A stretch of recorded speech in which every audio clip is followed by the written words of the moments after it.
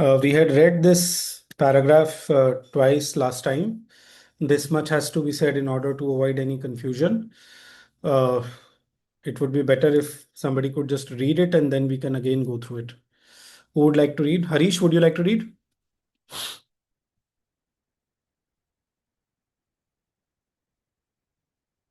धवल भाई आप तो फ्री नहीं है अभी. हाँ मैं पढ़ता हूँ चलो ये वाला ना दिस मच वाला राइट हाँ, this much has to be said. हाँ 1 minute just This much has to be said. हाँ हाँ I will just हाँ. read from my textbook rather than online हाँ Wednesday. okay हाँ, please. this much has to be said in order to avoid any confusion of thought that might be created by the use of familiar words in a connotation wider than the technical sense now familiar to us. Still, all that is essential in Sankhya and Yoga systems, all in them that is large, Catholic, and universally true, is admitted by the Gita, even though it does not limit itself by them like the opposing schools. Its Sankhya is Catholic and Vedantic Sankhya. Wow. Such as we find it in its first principles and elements in the greater Vedantic synthesis of the Upanishads and in the later developments of the Puranas. Its idea of yoga is that large idea of principally subjective practice and inner change necessary for finding of the self or the union with God, of which the Raj Yoga is only one special application. The Gita insists that Sankhya and Yoga are not two different, incompatible, and discordant systems, but one in their principle and aim. They differ only in their method and starting point. The Sankhya is also a yoga, but it proceeds by knowledge. It starts, that is to say, by intellectual discrimination and analysis of its principles of our being and attains its aim through the vision and possession of the truth. Yoga, on the other hand, proceeds by works. It is in its first principle, Karma Yoga. Wow. But it is evident from the whole teaching of the Gita and its later definitions that the word karma is used in a very wide sense, and that by yoga is meant selfless devotion to all, or selfless devotion of all the inner as well as the outer activities as a sacrifice to the Lord of all works, offered to the eternal as master of all the soul's energies and austerities. Yoga is the practice of the truth, of which knowledge gives vision, and its practice has for its motor power a spirit of illumined devotion, of calm or fervent consecration to that which knowledge sees to be the highest.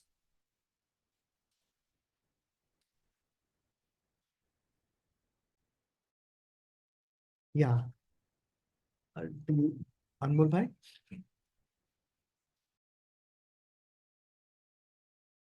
Sorry, I had muted myself. No problem. No, thank you, Dhaval bhai. Yeah, we are reading Sankhya and Yoga. So far, basically, in one paragraph before, he has given a very broad overview of Sankhya, in the second one of Yoga. Now he's delving deep into the subject. This much has to be said in order to avoid any confusion of thought. Again, like just to summarize, Sankhya is basically the analytical and intellectual yoga, the Jnana yoga basically. And there are these three adjectives used in the first chapter. वो summarize करते हैं उसको. Once again, I'll not read. I've been already reading them for the last two sessions. And yoga is basically the practical, intuitive, devotional, all that. There are three more adjectives used in the first chapter, demand and need. So that we are dealing with now. So this much has to be said in order to avoid any confusion of thought that might be created by the use of familiar words in a connotation wider than the technical sense now familiar to us. Okay, what all he has said so far. Still, all that is essential in the Sankhya and Yoga systems, all in them that is large, Catholic, and universally true. Catholic means liberal, okay, is admitted by the Gita, even though it does not limit itself by them like the opposing schools. Hmm? Yeah. All that is large, Catholic, and universally true is admitted by the Gita. Fundamentally, this is what important. Its Sankhya is the Catholic and Vedantic Sankhya. So basically, the Gita summarizes three systems: Sankhya, Yoga, and Vedanta. Okay? Vedanta relying on the aspect of Brahman, Sankhya on the Purusha, and Yoga. The aim of Yoga is basically the Ishvara. These are the three words or aspects of the reality, like that. Its Sankhya is the Catholic and Vedantic Sankhya, such as we find it in its first principles and elements in the great Vedantic synthesis of the Upanishads. So, in the Upanishads, several of them, we find the words Purusha, and like in the Shvetashvatara Upanishad, we find the description of the three gunas by three colors: red for Rajas, black for Tamas, white for Sattva, like that. So, there are a lot of Sankhyic elements in the Upanishads, right? So in the and it's a great Vedantic synthesis of the Upanishads and in the later developments of the Puranas. So anybody who has read the Bhagavad Puran, for instance, you will find a lot of Sankhya terminology that is there in the Bhagavad Puran, like that. Okay. Its idea of yoga is just building on इसमें कुछ खास explanation का जरूरत नहीं है. And anyway, as we read along, the explanation will come automatically. Its idea of yoga is that large idea of a principally subjective practice and inner change necessary for the finding of the self or the union with God, of which the Raja Yoga is only one special application. Because normally when we say yoga, we think of the Yoga Sutras, that is the Ashtanga Yoga system. उसको Raja Yoga भी बोलते हैं alternatively. Although I may say that Sri Aurobindo only himself says, it's there in volume 1, कि Raja Yoga is basically a system of mental ascesis. And Ashtanga Yoga is not the only Raja Yoga. Ashtanga Yoga is the main Raja Yoga that is followed, but there are other forms of Raja Yoga. Ashtanga Yoga, uh, uh, Yam, Niyam, Asana, Pranayam, Pratyahar, Dharana, Dhyan, Samadhi, that is not the only form, he says, right? So, yeah, its idea of yoga is that large idea of a principally subjective practice and inner change. Like, for example, Buddhism, if you want to say, basically it deals with mental ascesis and control of the mind and all those things. So that can be said to be a kind of Raja Yoga, in that way. Its aim is, it has also gradations of samadhi are there in Buddhism, like that. Okay. Necessary for the finding of the self or the union with the God, of which Raja Yoga is only one special application. The Gita insists that Sankhya and Yoga are not too different. Essentially, like we've been studying for the last two classes, Sankhya we can replace in our mind by the word Jnana Yoga, okay, yoga of knowledge. And the word yoga we can replace by the word Karma Yoga. Jnana Yogena Sankhyanam, Karma Yogena Yoginam. 3.3 में आता है. लोकेस्मिन् द्विविधा निष्ठा पुरा प्रोक्ता मया नघ ज्ञान योगेन सांख्यानाम कर्म योगेन योगिनम. Lokesmin, in this loka, Lokesmin Dvividha Nishtha. Twice, twofold has been the Nishtha, has been the understanding or established thinking basically. Lokesmin Dvividha Nishtha Pura Prokta. Pura means from of old times. Prokta means it is said to be. Maya Nagha, by me. Anagha means O sinless one. Arjuna का appellation है. लोकेस्मिन् द्विविधा निष्ठा पुरा प्रोक्ता मया नघ ज्ञान योगेन सांख्यानाम. Of the ones who follow the Sankhya, it is the Jnana Yoga, Karma Yogena Yoginam. This comes in 3.3 very clearly. उससे clear हो जाता है कि what is Sankhya and what is Yoga in the Bhagavad Gita, right? The Sankhya also, the Gita insists that Sankhya and Yoga are not two different, incompatible and discordant systems. Again, इसके लिए there is a verse in the 5th chapter, Sankhya Yoga Prithak Balaha. The number I don't remember right now, but those who say that Sankhya and Yoga are different, they are children. Pravadanti na panditaha. The wise men do not speak like that. Okay. So the path of karma and the path of jnana are not different, incompatible and discordant systems, but one in their principle and aim.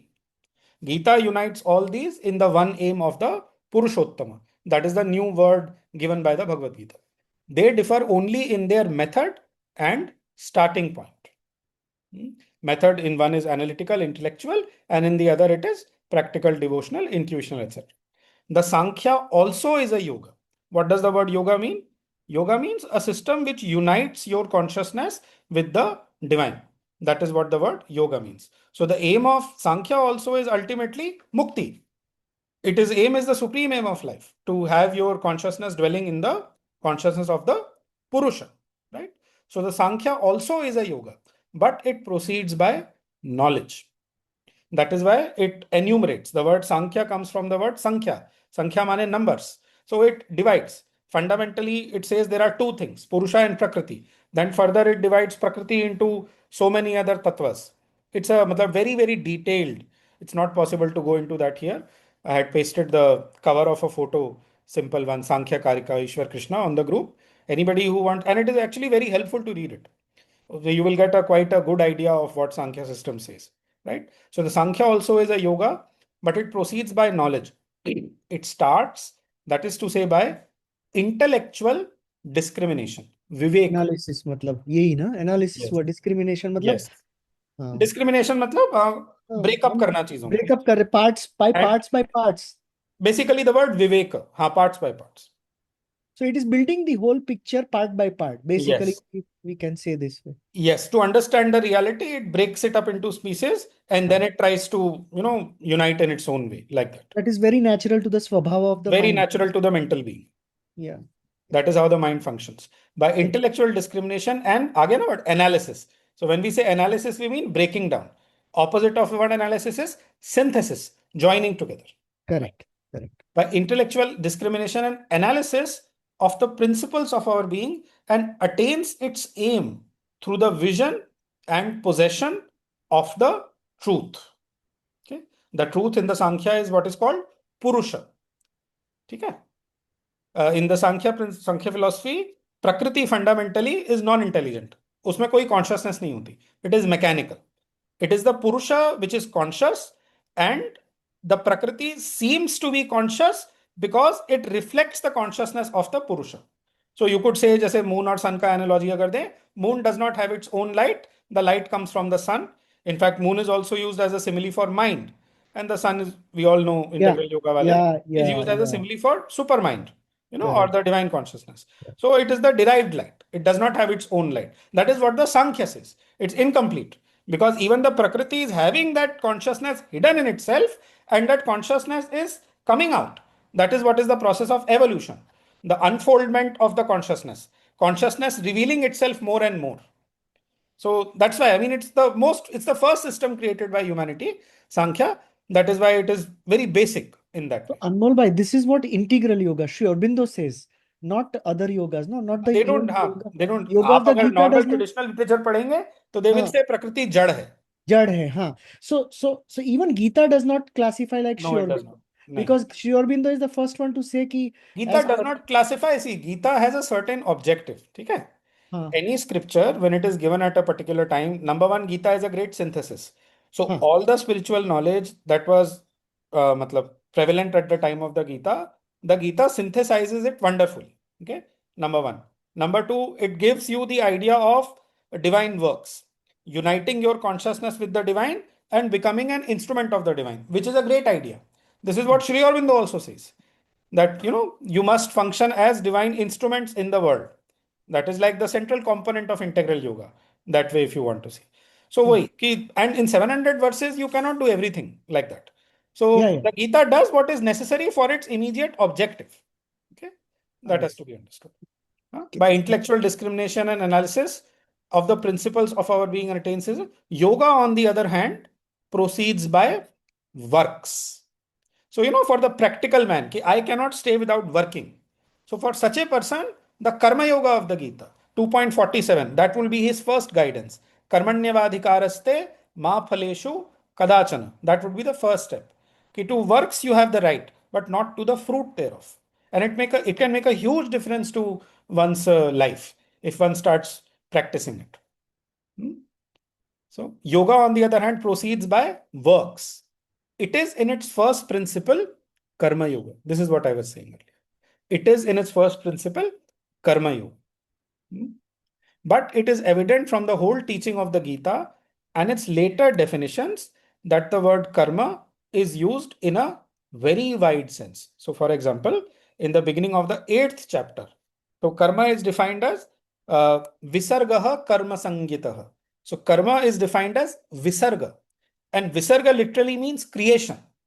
सृजन होना, and we matlab alag, like that. So the creation, like that, coming out from the divine, like that. Visargaha karma sangnitaha. In the end of the 7th chapter, Krishna throws like 5 or 6 terms.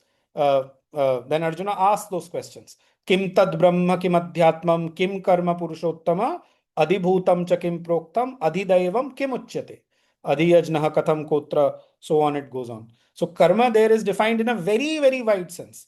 Karma is defined as visarga. और विसर्ग मतलब basically it is creation coming out. हाँ धवल भाई बोलिए. एक प्रश्न ये उठा है, हम जो विसर्ग बोलते हैं इस आल्सो अ सेंस ऑफ हाँ release, exactly, no? Because it comes because out ना, रिलीज होता है उसमें. हाँ, सो तो रिलीज को क्रिएशन के साथ कैसे जोड़ रहे हैं जरा? वो आप प्रोजेक्शन हुआ ना. रिलीज मतलब what is inside you projected okay like okay that. Okay, so basically you are releasing with so in sarga okay. में, so in the word sarga the धातु is actually सृज.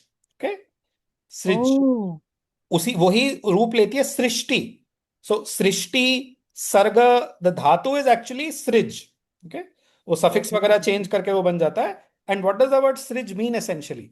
सृज means projection. Create, to So, create, सृजन करना. यथोर्ननाभिः हाँ. सृजते गृह्णते च. This is the example given in the Mundak Upanishad, verse number 6, I think. कि just as the spider सृजते projects itself in the form of the web and then withdraws the web into itself. So the word srij literally means projection. So visarga, creation means projection, like this. So visargaha karma sanjnitaha. So karma is defined in that very, very broad and very, very broad sense. Ki karma means creation, expansion of the divine, self-expansion of the divine, like that. And that is why, if karma stops, creation stops. And creation stops, it is not possible for the creation to stop. Yeah, Prakritim purusham chaiva vidyanadi ubhavapi. Both the purusha and the prakriti, they are anadi, they are eternal. So creation has to go on. But the choice is left to, people who are evolving here, whether they contribute to make the creation more conscious as a whole, or they are worried only about their own personal liberation, like that. beautiful. Yeah. Would you mind pasting this Srij Dhatu ka if once after the lecture? I'll do it. I'll go This is through, very as usual, important. I'll go through the session and I'll post This is it. very important because this is not mentioned here. The wide See, sense. I had learned this, to be honest with you, ashtadhyay.com पे जाके I have not checked exactly कि वहाँ क्या लिखा है. But I learned it from a very, very reliable person कि सृज the word, and it's clear. वो जो उसमें श्लोक में आ रहा है ना, यथा ऊर्णनाभिः सृजते गृह्णते च. हाँ नहीं, बट इसका ऊर्णनाभिः means विसर्जन के spider. साथ, विसर्ग के साथ वो नहीं वो पता था. कनेक्शन बिल्कुल क्लियर है. इन हाँ दैट द हाँ प्रीफिक्स इज okay. वी, द धातु is सृज.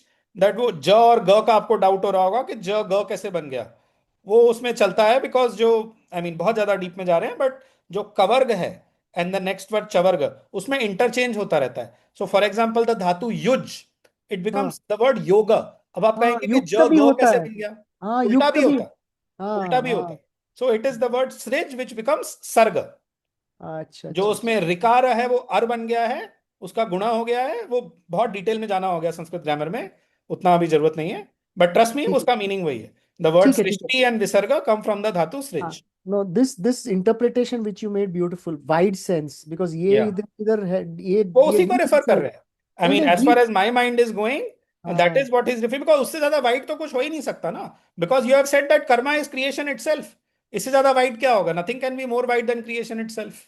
Absolutely. No, beautiful, beautiful. Yeah, yeah. This This is insight. there in the beginning of the 8th chapter. अच्छा अच्छा. And its later definitions that the word karma is used in a very wide sense, and that by yoga. Just seeing who else has joined. Okay, Aroda ji and Sarita have joined. Yeah. Uh, yeah. But it is evident from the whole teaching in wide sense, and that by yoga is meant the selfless devotion of all the inner as well as the outer activities as a sacrifice to the Lord of all works. You can just pause here. And this definition of the word yoga being given here. Yoga is meant the selfless devotion of all the inner as well as the outer activities as a sacrifice to the Lord of all works. अहम ही सर्व यज्ञानाम भोक्ता च प्रभुरेव च यतुमाम अभिजानन्ति, इस तरह से आता है कई जगह कि I am the one to whom all the actions have to be offered. All the inner actions like thinking, meditating, etc., as well as the outer actions. This is the meaning of the word yoga. Taken in its proper sense. Not so casually होता है आसन वगैरह को बोलना. That is not what yoga means. That is just a form of yoga which helps to cleanse the body and all. Okay? That prepares you for samadhi. But that is just the very first step of yoga. So yoga is meant the selfless devotion of all the inner as well as the outer activities as a sacrifice to the Lord of all works. जब ये terminology use होती है, then the word that is used for the divine is adhiyajna.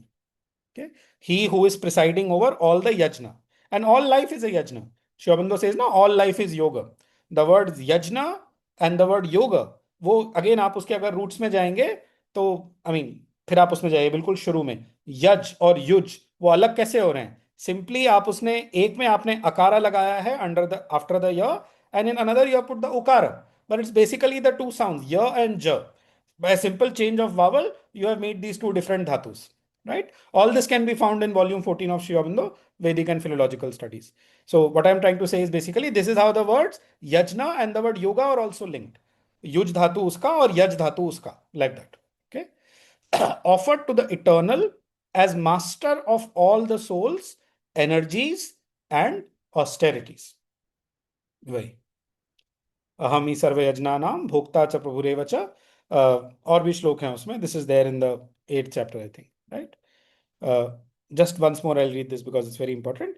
By yoga is meant the selfless devotion of all the inner as well as the outer activities as a sacrifice to the Lord of all works, offered to the eternal as master of all the soul's energies and austerities. Again, what is yoga? Yoga is the practice of the truth of which knowledge gives the vision. If you simply get the knowledge but you don't put it into practice, it's not going to lead to realization. And its practice has for its motive power a spirit of illumined devotion. He's combining the three elements here: karma, jnana, and bhakti. In this sentence, he's combining of calm or fervent consecration to that which knowledge sees to be the highest. Naturally, whatever is your conception of the highest, this is the thing which is highest, you will dedicate yourself whole and soul, all your actions and everything to that, with a calm or fervent. That depends on the personality. Fervent means very passionate. Calm means in a more balanced way. But basically that active consecration has to be there. The consecration of the works, the consecration of the heart, all that has to be there. Okay. Simple enough. इसमें कोई बहुत ज़्यादा complicated नहीं था. Right. So next paragraph. Who would like to read? Somebody should read. जो participate वगैरह नहीं कर पाया, because just to read this is to like chant a mantra. Mona ma'am, will you read? Sure, sir, I will love to read. Please read, ma'am. But what are the truths of Okay. Sankhya? But what are the truths of Sankhya? The philosophy drew its name from its analytical process. Sankhya is the analysis, the enumeration, the separative and discriminative setting forth of the principles of our being, of which the ordinary mind sees only the combinations and results of combination. It did not seek at all to synthesize. Its original standpoint is in fact dualistic, not with the very relative dualism of the Vedantic schools, which call themselves by that name Dvaita, but in a very absolute and transcendent fashion. For it explains existence not by one but by two original principles whose interrelation is the cause of the universe: Purusha, the inactive; Prakriti, the active. Purusha is the soul, not in the ordinary or popular sense of the word, but of pure conscious being, immobile, immutable, and self-luminous. Prakriti is energy and its process. Purusha does nothing, but it reflects the action of energy and its processes. Prakriti is mechanical, but by being reflected in Purusha, it assumes the appearance of consciousness in its activities, and thus there are created those phenomena of creation, conservation, dissolution, birth and life and death, consciousness and unconsciousness, sense knowledge and intellectual knowledge and ignorance, action and inaction, happiness and suffering, which the Purusha, under the influence of Prakriti, attributes to itself, although they belong not at all to itself, but to the action or movement of Prakriti alone. Hmm. I would say that somebody read the next paragraph, then we'll cover these two together. Right? Who would like to read? Harish, will you read? Yeah, I can read it now. Please read. Where do I start? For Prakriti is constituted. For Prakriti is constituted of three gunas or essential modes of energy. Sattva, the seed of intelligence, conserves the workings of energy. Rajas, the seed of force and action, creates the workings of energy. Tamas, the seed of inertia and non-intelligence, the denial of sattva and rajas, dissolves what they create and conserve. When these three powers of the energy of Prakriti are in a state of equilibrium, all is in rest, there is no movement, action, or creation, and there is no being of the conscious soul. But when the equilibrium is disturbed, then the three gunas fall into a state of inequality upon each other, and the whole inextricable business of ceaseless creation, Your signal is a little bad, Harish. conservation, and dissolution begins, unrolling the phenomena of the cosmos. This continues as long as the Purusha consents to reflect the disturbance which obscures his eternal nature and attributes it to the nature of Prakriti. But when he withdraws his consent, the gunas fall into equilibrium and the soul returns to its eternal, unchanging immobility. It is delivered from phenomena. This reflection and this giving or withdrawal of consent seems to be the only powers of Purusha. He is the witness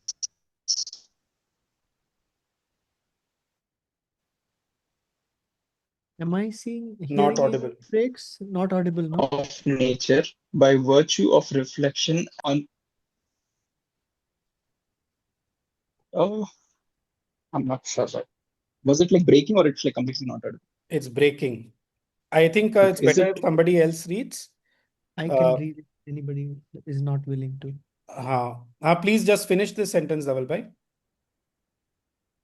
Should I read it from beginning के नहीं नहीं हमारा? नहीं read it from it. This reflection and this giving or ठीक है. withdrawal. This reflection and this giving or withdrawal of consent Hmm. seem to be the only powers of Purusha. He is the witness of nature by virtue of reflection and giver of sanction, Sakshi and Anumanta of the Gita, but not actively the Ishvara.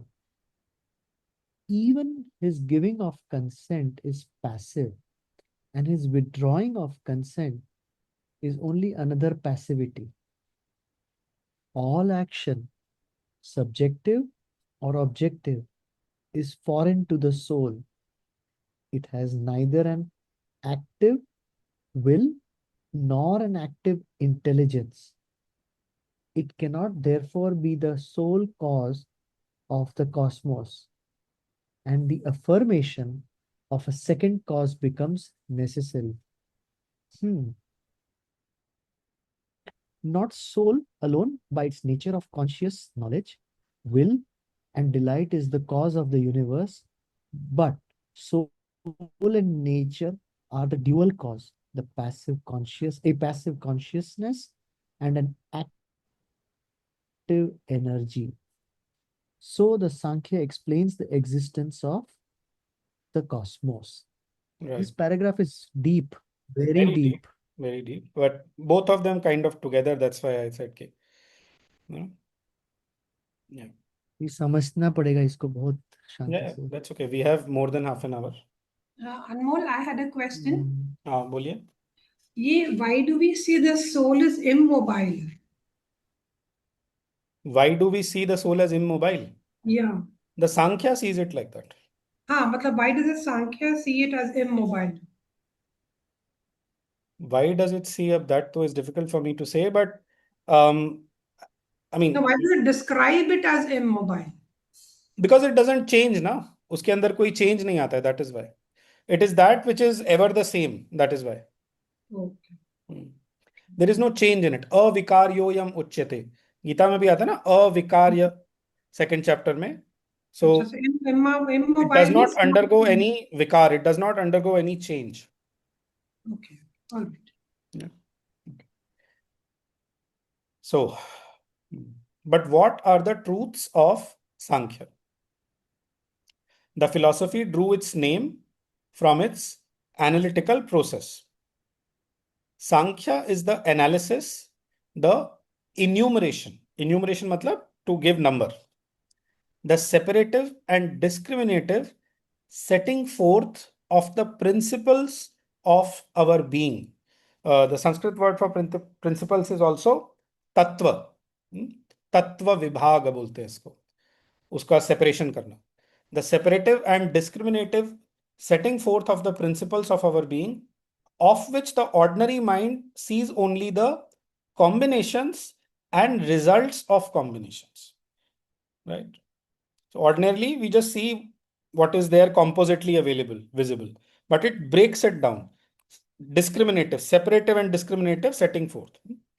It did not seek at all to synthesize. This is what Vedanta does. Vedanta synthesizes everything in the idea of the Brahman. And that is why basically, Vedanta that way is the most complete system. It is also the latest. अगर वो षड दर्शन के हिसाब से चलें, so Vedanta is considered to be the last of those systems. It did not seek at all to synthesize. Its original standpoint is in fact dualistic, not with the very relative dualism of the Vedantic schools, which call themselves by that name, Dvaita. So though the Vedantic school, जो मध्वाचार्य का है, it calls itself Dvaita, but ultimately in all Vedantic schools, it is just the Brahman. Only Brahman has the final reality, and everything is just a form of Brahman. उस तरह से होता है. So they have that idea of the one Brahman. So that's why he's saying that the duality is only very relative. Okay, ekam eva advitiyam brahma. This is like a sutra of the Upanishads, Brihadaranyaka Upanishad, which is used throughout Vedanta. Okay, but Sankhya में क्या है? The duality in a very absolute and trenchant fashion. Trenchant का मतलब होता है cutting. Okay, for it explains, the Sankhya explains existence not by one. यही मैंने last class और उसके पहले भी बोला था, but by two original principles. What I had said, they are like parallel lines, okay, whose interrelation is the cause of the universe. Purusha, the inactive, Prakriti, the active. Now here जो उसके Sanskrit roots हैं उसमें जाने से help होगी. So the word Purusha, okay, it is formed like this. Puri, प के नीचे छोटे उ की मात्रा, र के ऊपर ई की मात्रा, छोटे ई की मात्रा, पुरी. पुर का मतलब होता है बॉडी. इन संस्कृत मतलब पुर मीन्स बॉडी. नवद्वारे पुरे देही. So in this city of 9 doors is seated the dehi, the soul, like that. So pur means body, in that. So puri shete. Shloka वाला श, ए, पूरी शेते इति पुरुषः, दैट विच स्लीप्स, शेते शयन वर्ड उसी से आता है, उस धातु से, that which स्लीप्स in the body is called पुरुषः. So the word purusha itself means the one who is sleeping or inactive, right?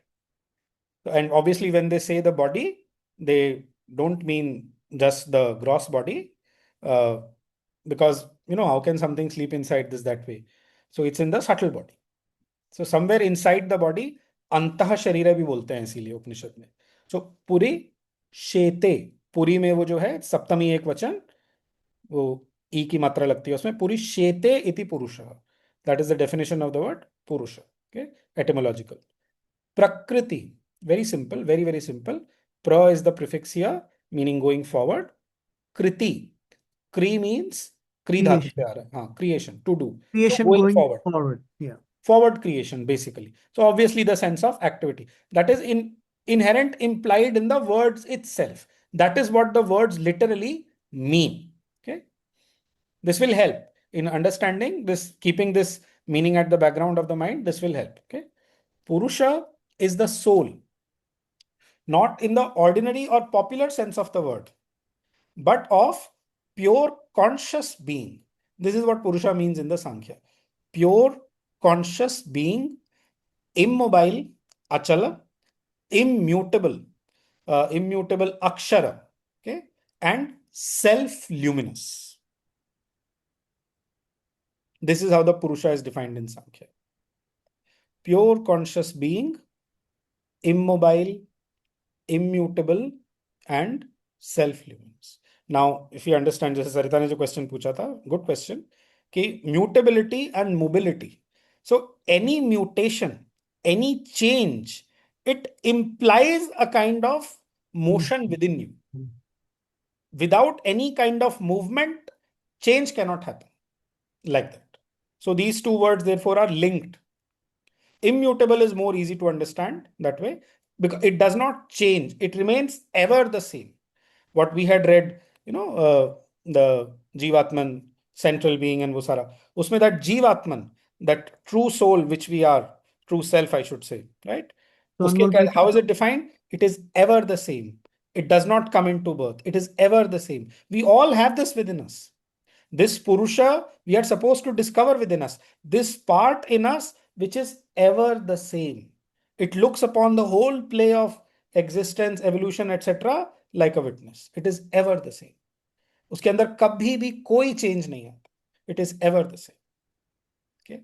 तो अनमोल भाई, हाँ. एक क्वेश्चन यहाँ पर ये आता है हाँ. कि एक तो yes, you said achala and all, yes, agreed, and prakriti is exactly opposite of that.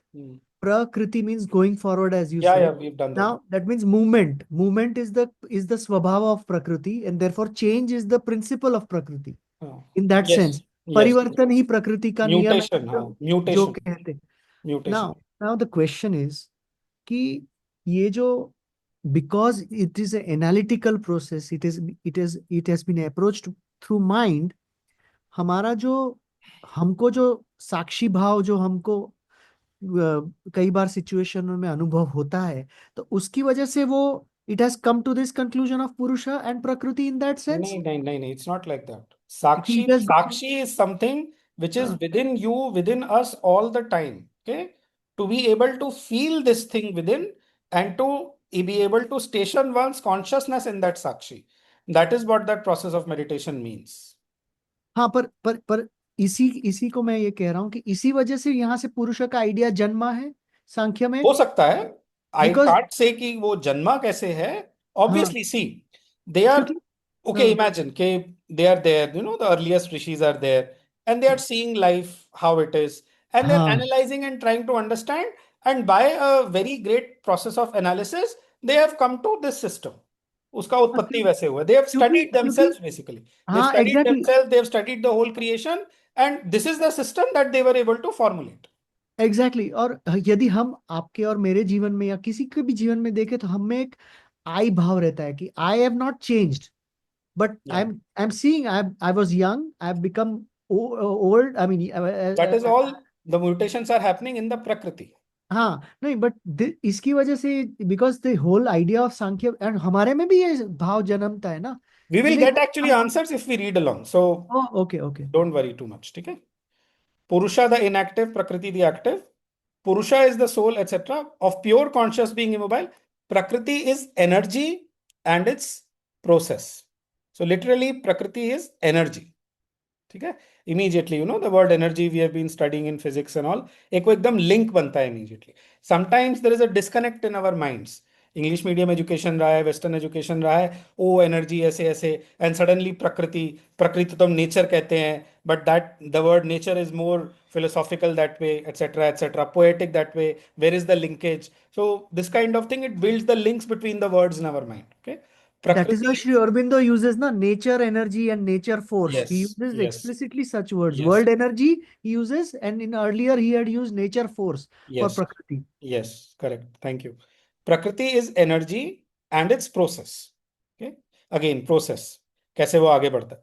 Purusha does nothing, but it reflects the action of energy and its processes. Purusha does nothing, but Gita में भी, if you read the 6 chapters and all,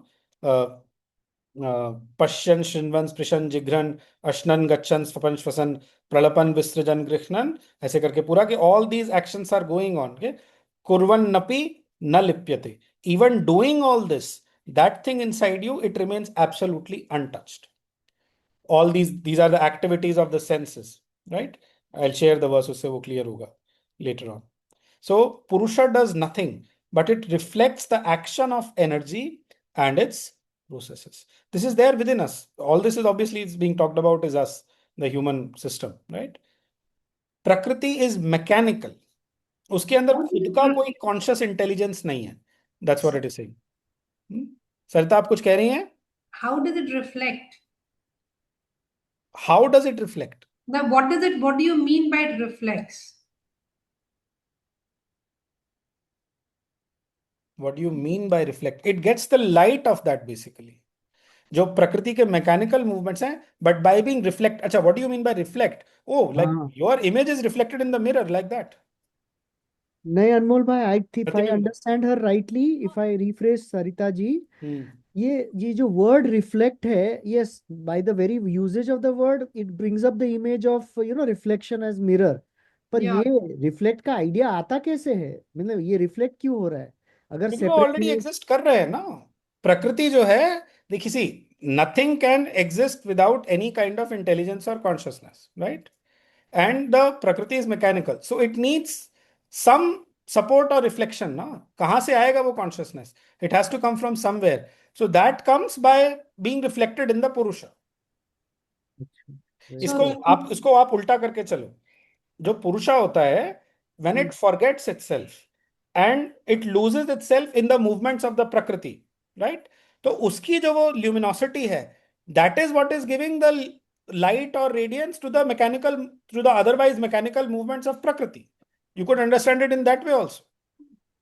Instead of going from the prakriti to the purusha, go in the proper way. कि originally there is the purusha and then that purusha वो अपने ऊपर प्रकृति के movements का अध्यारोप करता है, and it loses itself in the movements of the prakriti, like that. And that is how the light of the purusha, it gives that sort of consciousness or the appearance of consciousness to the movements of prakriti. Very simple. If you go to watch a movie, let's say, ठीक है, आप उसके अंदर इतना immerse हो गए, you become the characters of that. And उसके अंदर कुछ नहीं था. It was just क्या है, मतलब it's just a set of images on a screen, nothing. It is totally mechanical. It's just a play of light and shadow. But it is your consciousness. When you invest it with your feelings, thoughts, emotions, पूरा अपना वो पूरा उसके अंदर डूब गए, then it is, you are getting reflected in that completely. आप उसके अंदर अध्यारोपित कर दिया, आपने उसको अपने ऊपर अध्यारोपित कर दिया. Like makes that. sense. Now it makes sense. Yeah. Now it makes sense. Yeah. Now I'm understanding. Yeah. Okay. Prakriti is mechanical, but by being reflected in Purusha, it assumes the appearance of consciousness in its activities. And thus there are created those phenomena. Thus there are created those phenomena. So it is by when the basically the Prakriti reflects the Purusha. Phenomena of creation, conservation, dissolution. इसके लिए creation के लिए the guna is rajas, conservation के लिए the guna is sattva, and dissolution के लिए the guna is tamas. And the corresponding devatas for creation obviously is Brahma, for conservation is Vishnu, and for dissolution is Shiva. Like that. They are mapped to the gunas like this. This mapping is done explicitly in the essays on the Gita. I think more than once. एक बार तो है, certainly है. Okay. Birth and life and death, consciousness and unconsciousness. Very, very deep and profound actually. No matter how slowly you read it, you feel that still slower you should read, and एकदम आपके अंदर ना वो सिच जाए एकदम. You should absolutely absorb it. Okay. Just I'll read from the beginning once more. Pardon me for the slowness. Purusha does nothing, but it reflects the action of energy and its processes. Prakriti is mechanical, but by being reflected in Purusha, it assumes the appearance of consciousness in its activities, and thus there are created those phenomena of creation, conservation, dissolution, birth and life and death, consciousness and unconsciousness, sense knowledge and intellectual knowledge, and ignorance, action and inaction, happiness and suffering, which the Purusha, under the influence of Prakriti, attributes to itself. You know, all this drama of life. This is the important sentence here. Which the Yeah. Purusha, under the influence of Prakriti, attributes to itself. वो उसके movements नहीं है, क्योंकि वो तो immobile है, ठीक है? They are the movements of Prakriti, but it is attributing those movements to itself under the influence of Prakriti. ये मूवी मेटाफर बहुत अच्छी तरह से फिट होता है यहाँ पर. हाँ, which the Purusha under the influence of Prakriti attributes to itself, although they belong not at all to itself, but to the action or movement of Prakriti alone. Now, इसका practical implications क्या है? So, if by the abhyas of Sakshi Bhava, automatically actually, when the consciousness of the individual, it starts getting mature, right? So this separation starts happening in the mental being. So there are these movements of your mind, the thoughts, all the जो भी सारा रहता है उसमें, activities of the mind, and there is simultaneously you start becoming aware of this witness of the mental activities, and gradually that separation increases, and at some point you feel the total separation. And if the total separation is experienced, then the great advantage is once you've experienced it, you know कि भाई ये तो प्रकृति है, but I am not this, I am the Purusha. That poise has been recovered. The Purusha has recovered itself. It's a fundamental liberation or a step in liberation which has to happen to every soul. अब वो होता That है, is why अपने आप होता है. मतलब Shankara said, that is why Shankara called this as mithya, because he saw this as. वो उस पे अभी नहीं जाते हैं. नहीं, but it could be one of the reasons, no? Because Yeah, now he because ये said- सब mechanical है, this has no meaning, it just goes on like that. हाँ, But उसमें वो फिर ईश्वरा वाला एस्पेक्ट नहीं आता है ना. When अच्छा. the Sakshi is just the one aspect. उपद्रष्टानुमंता च भर्ता भोक्ता महेश्वरः परमात्मेति चाप्युक्तो. No? तो but when you also realize that you are the Ishvara, then you can start controlling the movements of nature. Anumanta, amazing. sanction given, and you can even bring in your power and you can transform the movements of nature. That is the whole purpose of embodiment, right? So, which the Purusha under the influence of Prakriti attributes to itself, although they belong not at all to itself, but to the action or movement of Prakriti alone. This is So how the basically, Purusha feels uh-huh. itself to be bound. Purusha is depicted helpless here. Yes, kind of. It is actually in the Sankhya system, it is like that.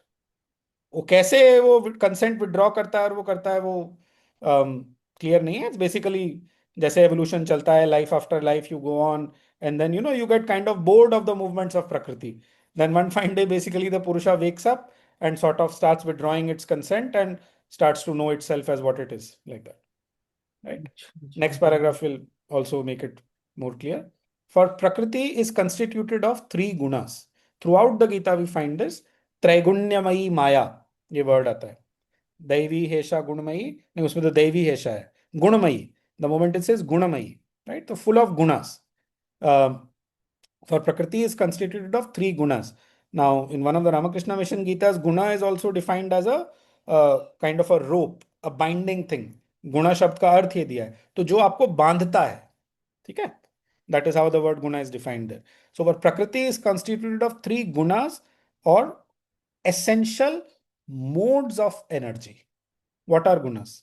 Essential modes of energy. How is nature operating?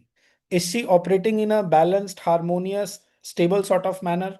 Is she operating in a very violent, active, and whatever comes in front of it just takes it by storm, that sort of manner? Or is it just falling into a stupor? Or is it, destroying things? These are the sattva, rajas, tamas like this. In the Gita, there are so many shlokas. I mean, almost I would say more गुणात्रय than विभाग 50 योगी shlokas. पूरा पूरा गुणात्रय विभाग योगी वही है ना? Not only that, see, 14th chapter is dedicated to the gunas. Okay. हाँ. Again, in the 16th chapter, when you see the Deva and the Asura, so the Deva is basically the Sattva guna, and the Asura is basically the Rajoguna and the Tamoguna, if you see like that. Okay. Again, in the 17th chapter, Shraddha Traya Vibhaga, again different types of gunas के according yajna कैसे होता है, दान कैसे होता है, तप कैसा होता है. Again, it is guna vibhaga. Again, in the 18th chapter, till about verse 38, from verse number 4, 5 to 38, again almost 30 verses are for the gunas. So 30 plus 15 करके more than मतलब almost 60 verses out of 700 are on the gunas in the Gita. Detail में food किस तरह अलग अलग गुना का होता है उसमें, मतलब it's a very very detailed, very very detailed कि हाउ द गुनाज आर, आपको वो डिस्टिंग्विश करने की अकल आए. यू लर्न कि this this this is tamasic, this is rajasic, this is sattvic. That's why the Gita has to be read over and over again and reflected over and over again like that, right? So for Prakriti is constituted of, chat में कुछ आया, 1 second. Who is it? Dhaval bhai. Oh, 827. Acha, sorry. Atmadeep, one famous Hindu mythology writer, said, in Samkhya, the measurable is separated from the non-measurable. The former is called Purusha, the later is called Prakriti. The former transforms objects into organisms, the latter, yeah. I'll paste this on this thing later on. कुछ discussion होगा बाद में कर लेंगे. I hope to finish this paragraph today, right?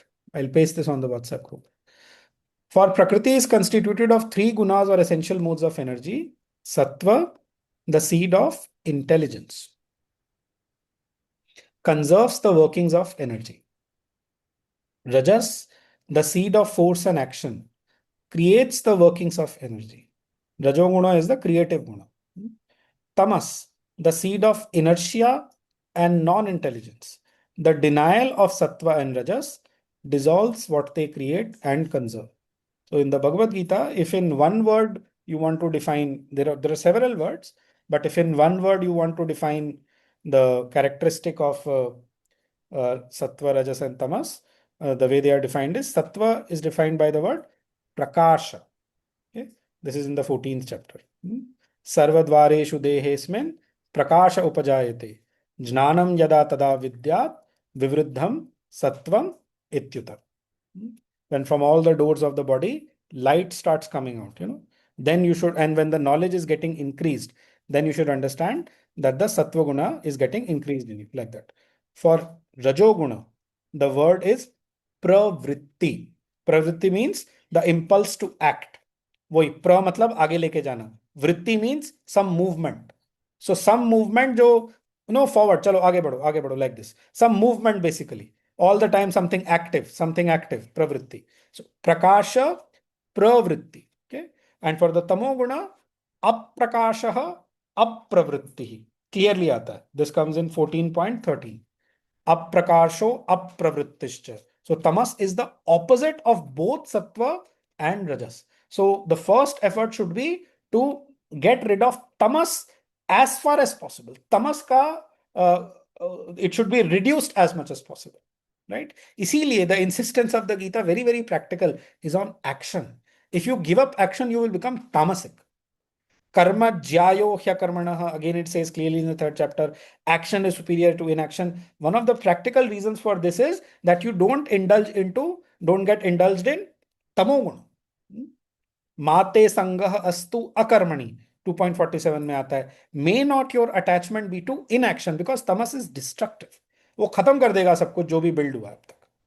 And I mean, tamas has to be gotten rid of. Even matlab, it is said, matlab yoga vagara mein, even the sleep should become conscious. So even when you are sleeping, the tamoguna should be reduced to such an extent, even in your sleep, you are somewhat conscious of what is happening.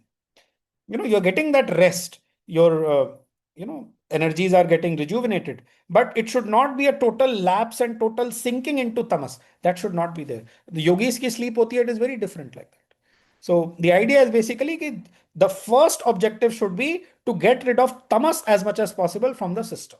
All kinds of tamas. Okay. Yeah. Tamas. Manoj bhai, Huh. sorry, since you mentioned about this gunas binds, right? The Hmm. rope that binds. Yeah. I'm reminded of this yoga and its objects, where Sri Aurobindo says matter itself, you will one day realize, is not material. Hmm. Yeah, It is because it is E is not a equal to MC substance. square. E is equal to MC But square. So, huh. correct. But he's saying here it is not substance but form of consciousness, guna, Yeah. the result of quality being perceived by sense knowledge. हाँ. Solidity आप itself. उसके quotation को paste कर देना. We can discuss that on the group later. ठीक है चलेगा. This exactly the idea of binding is there. Solidity, experience of solidity. Right. The Right. jadatva which you mentioned earlier. Right. This line We'll discuss it. We will have 2-3 days before the next class. Okay. Tamas, the seed of inertia and non-intelligence. The denial of sattva and rajas dissolves what they create and conserve. When these three powers of the energy of Prakriti are in a state of equilibrium, when they balance each other out, basically, all is in rest, there is no movement. इसी को बोलते हैं चित्तवृत्ति निरोध. Okay. All is in rest, there is no movement, action or creation, and there is therefore nothing to be reflected in the immutable luminous being of the conscious soul. This is the aim of Sankhya. इस पे पहुंचना and to get that original. Buddhism में भी यही है. Buddhism में भी यही है. You are nothing but a bundle of samskaras. Dissolve those samskaras and go into that original non-movement. All these are basically, that way they are partial philosophies. They give you one aspect of the truth. What the aspect of the truth they are catching is that Purusha is ever the same. उसके अंदर कोई change नहीं आता है. It is self-luminous. It is fully conscious, etc., etc. But why that Purusha has done that Adhyaropa of Prakriti on itself? Why did it choose to get itself bound in the movements of Prakriti in the first place? That they don't explain. That is why they are incomplete. Okay. So Anmol, yes. I have a question. When you say when these three powers of energy of Prakriti are in a state of equilibrium, that means all the three are necessary. If All it the is three are supposed to be necessary in for the workings of equilibrium. nature.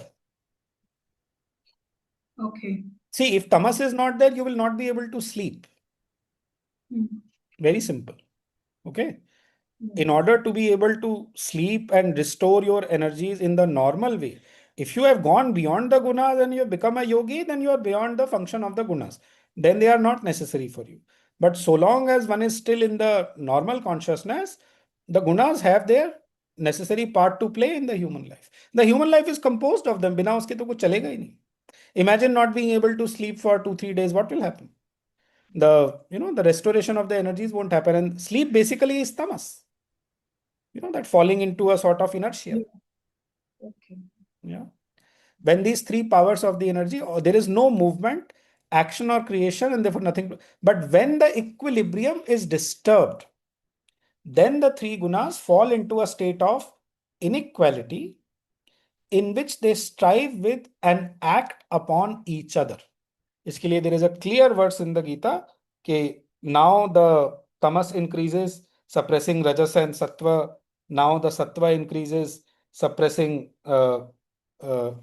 rajas and tamas, and like that.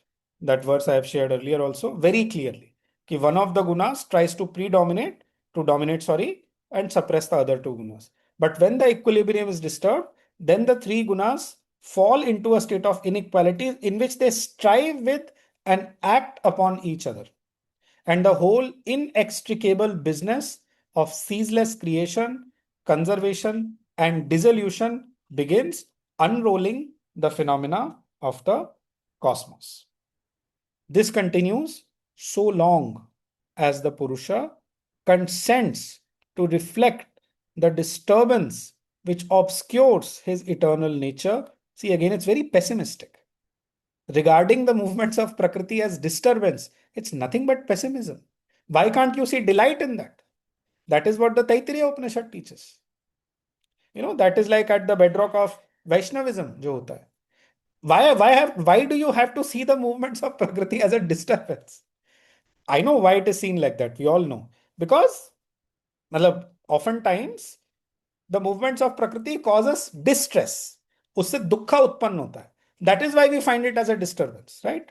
But if we are able to discover that underlying ananda behind it, but that's what I'm trying to say. These are somewhat pessimistic philosophies. उसको disturbance की तरह नहीं treat करना चाहिए. Because behind everything is the delight of the divine. If we read Life Divine, तो उसमें Sri Aurobindo explain करते हैं. Fundamentally that the divine was free, whether to become the world or not. But having chose to become the world, why did he become it? Why did the creation happen? And the reason is delight. So to call it merely a disturbance is not it's not the complete idea. It is a step towards liberation, and it is a step towards the recovery of your original consciousness. But basically it is an incomplete idea, but obviously near to the far, like that. So this continues so long as the Purusha consents to reflect the disturbance which obscures his eternal nature and attributes to itself the nature of Prakriti. But when he withdraws his consent, the gunas fall into equilibrium and the soul returns to its eternal, unchanging immobility. It is delivered from phenomena. Gita के 3rd chapter के and की तरफ इस तरह का वो withdrawal का एक उसमें श्लोक दिया हुआ है, लाइक दैट. इंद्रियाणि पराण्याहुः इंद्रियेभ्यः परम मनः मनसस्तु परा बुद्धिः यो बुद्धेः परतस्तु सः. That सः is the Purusha. So you withdraw your indriyas, you like that, into the mind. You withdraw the mind into the buddhi. You withdraw the buddhi into the soul. And then you are swastha. You are atmavan. You have found yourself, like that. But when he withdraws his consent, the gunas fall into equilibrium and the soul returns to its eternal, unchanging immobility. It is delivered from phenomena. 9.4. I'll just complete this. It will take 2-3 minutes. This reflection and this giving or withdrawal of consent seem to be the only powers of Purusha. This reflection and this giving of consent or withdrawal of consent seem to be the only powers of Purusha. He is the witness of nature by virtue of reflection and the giver of the sanction. Sakshi, the word comes in 9.18, and Anumanta of the Gita. Anumanta word comes in 13.23. जैसा screen पे दिखा रहे हैं. But not actively the Ishvara. Ishvara means more than sanction. Ishvara means controller. It can transform the Prakriti from a Prakriti of ignorance or unconsciousness into a Prakriti of knowledge. That aspect is not there in the Sankhya. हमने last time का Sankhya, that is why it is called atheistic. उसके अंदर ईश्वर का concept नहीं है, right. Even his giving of consent is passive, and his withdrawing of consent is only another passivity. All action, subjective or objective, is foreign to the soul. It makes a mockery of creation, basically. It has neither an active will nor an active intelligence. It does actually. But this is how Sankhya presents it. It cannot therefore be. Krishna का जो गीता में भगवान है, he very much has an active will. He wants this to happen. Arjuna is taking the easy way out. No. You kill these people. I need you to protect dharma by destroying all these people. That is the Purushottama. That word is given by the Gita. In the Sankhya, these things are not there. It's a very basic system that way. Okay? All action, subjective or objective, is foreign to the soul. It has neither an active will nor an active intelligence. It cannot therefore be the sole cause of the cosmos. And the affirmation of a second cause becomes necessary. Because उसके खुद के अंदर कोई activity नहीं है. No active will, no active intelligence. Activity is lacking. It is having intelligence. It is self-luminous. ठीक है, but it is passive. Purusha is basically passive, Prakriti is active. This is how it has to be understood. The silence and the activity. You know, it cannot therefore be the sole cause of the cosmos, and the affirmation of a second cause becomes necessary. So there are two causes in that, and there can never be two causes. Any philosophy, when it starts going towards its ultimate, it comes to one cause. Otherwise, there is a conflict. Otherwise, it's like parallel lines. वो हो ही नहीं सकता. And that is why I said earlier also कि it is the Sankhya philosophy जो भी उसका original form था, it is that which leads to ultimately that sannyasvad कि the world can never be, कुछ नहीं हो सकता है इसका, just withdraw yourself and go into that purusha and this will keep on going in its own way like this, right?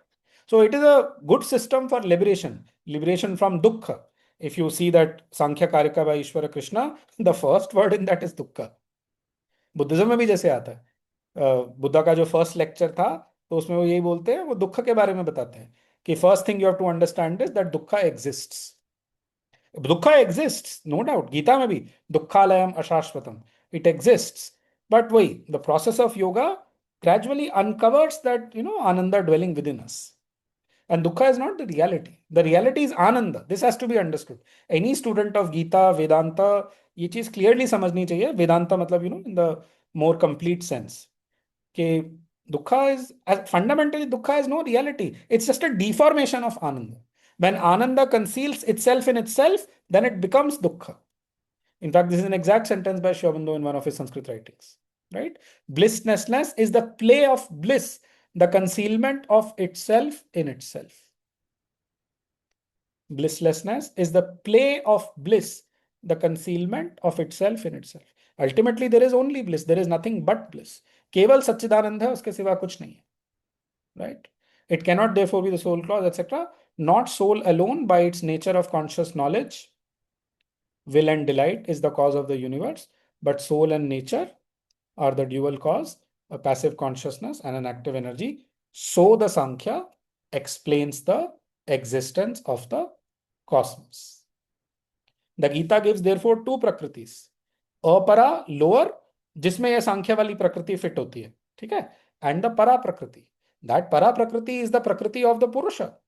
सांख्य के अंदर तो वो है ही नहीं ना, पुरुष और प्रकृति बिल्कुल सेपरेट हैं. So this is how the Gita beautifully synthesizes the Sankhya into its philosophy, like that, by giving the concept of three Purushas and two Prakritis. Again, वो पुरुषा को भी तीन में डिवाइड करती है, the mutable, the immutable and the uttama, like that. All that will come later on. अभी उसको anticipate करने की जरूरत नहीं है. But that's why Gita is a absolutely masterly scripture. जिसने भी लिखा था, I mean, even today, all the humanity to write something like this is inconceivable for, I mean, I don't know who can write such a thing. And a book like Essays on the Gita, to explain it is just, anyway. So Anmol bhai, that is why escapism जो आपने अभी बताया, right? Yes. In Buddhism and Sankhya is Yes. That prevalent because unbearability of the dukkha na, and you हाँ, want to because find a method out of it, तो किसी तरह उससे बस escape करो, भागो वहां से. हाँ, you cannot change the Sri prakriti, then Aurobindo you puts it escape. like this very beautifully in the Life Divine कि ये जो knot है existence की, you don't want to loosen the knot, you want to just cut the knot. This is what हाँ, Mayavad does, this is what हाँ, Sannyasvad, correct, escapism does. वो correct. knot को, गांठ को काट देते हैं. भाई गांठ को हाँ, काटना नहीं है, उसको unknot नहीं, और वो हाँ, गांठ किसने लगाई है? वो गांठ आपने खुद लगाई है. You are the illimitable and you yourself have put on these limitations on yourself. वो actually तीन pair of words हैं उसमें. I'll say the whole. So blisslessness is the play of bliss, the concealment of itself in itself. Weakness is the play of power, the concealment of itself in itself. We are not weak. We pretend to be weak. हम अपनी खुद की शक्ति को समृद्ध कर लेते हैं, ढक लेते हैं, and then we say, oh, I am weak, oh, I am weak, like that. Ignorance is the play of knowledge, the concealment of itself in itself. We know everything. हर आदमी सब कुछ जानता है. वो नाटक है, मेरे को नहीं पता, मेरे को नहीं पता. सब पता है भैया तुम्हें. You are pretending to be ignorant. To suit whatever you want to do right now, to suit your immediate objective, you are pretending to be ignorant. Everybody knows everything. ऐसा कोई नहीं है जो नहीं जानता. जो उसको जानना जरूरी है. Everybody knows what he needs to know. We pretend to be ignorant to suit some, whatever we want to do, like that. Yeah, and therefore in the last lecture also you said last or one before that, they call it Bhagwan Buddha, but Bhagwan is more of a contemporary word just to bring the theistic Bhagavan. part or theistic touch वो to उसका reason ये है कि see the word Bhagwan properly belongs to the Bhagavad Gita. Okay. In fact आगे के पीछे के chapters में था द भागवत रिलीजन. सो उसमें तीन वर्ड्स होते हैं: Bhagwan, the lord, the Bhagavat, the teaching, and the bhakta, the devotee. These are the three. इसी से बुद्धिज्म में वो तीन वर्ड्स आते हैं. बुद्धिज्म प्रीडेट करता है ना वैष्णविज्म वगैरह उसको, या भागवत रिलीजन जो है. सो द वर्ड संघ, that is the equivalent of the भक्त कम्युनिटी इन बुद्धिज्म. धर्म, that is the okay. equivalent of Bhagavata. ये ऐसे कौन सा गीता में है? It's not come to me from, directly upstairs like that. And the Bhagavan is replaced in Buddhism by the word Buddha, like that. But as far as उसको भगवान बोलने का है, see, Buddhism ultimately it was in India and it flourished for a long time in India, etc. Inevitably, it comes into contact with other religions, Vaishnavism, Shaivism, etc. And उनका interplay होता है आपस में, and all these ideas they have come into Buddhism mainly because of the effect of Vaishnavism on Buddhism. Sri Aurobindo writes in one of the footnotes, I think in Essays on the Gita, many of the texts in Buddhism, मतलब उसके जो कुछ portions हैं, they are taken bodily from the Bhagavad Gita. Bodily. सीधा का Oh, सीधा उठाया हुआ है गीता से और चिपकाया हुआ है. Because the truth is that ना. सांख्य योगा जो है, जो विपश्यना वगैरह करते हैं, I am told by them, I have never done Vipassana, I am told by them that a lot of what they teach in the Vipassana courses is the second chapter of the Bhagavad Gita, oh. But in that language of Buddhism. अच्छा अच्छा अच्छा अच्छा अच्छा. तो no even पहले से. Jainism is similar. Jainism और Buddhism भी सब सब एक ही कह लो. Bhagwan Mahavir is there is no. Oxymoron word. Buddhism, Jainism is atheistic. काय का भगवान? हाँ उसमें कोई वही. भगवान भगवान का कॉन्सेप्ट ही नहीं है. बट यू आर हाँ using the word Bhagwan because naturally you are living in India, and the influence of Vaishnavism, Shaivism, जो हिंदू हाँ थीइस्टिक रिलीजन्स हैं, इट्स हाँ. Impossible to escape their influence man. आप उनकी करेक्ट. बात छोड़ो, क्रिश्चियन लोग जो हैं वो रथ यात्रा निकालने लगते हैं मेरी को बिठा करके. अच्छा अच्छा. या आई हैव सीन इट. ओह या. Okay. Yeah, okay. 9:14. We're overshot Thank by you 10 so minutes. much. Wonderful. No, no. We'll close with silence. Yes, yes. Okay.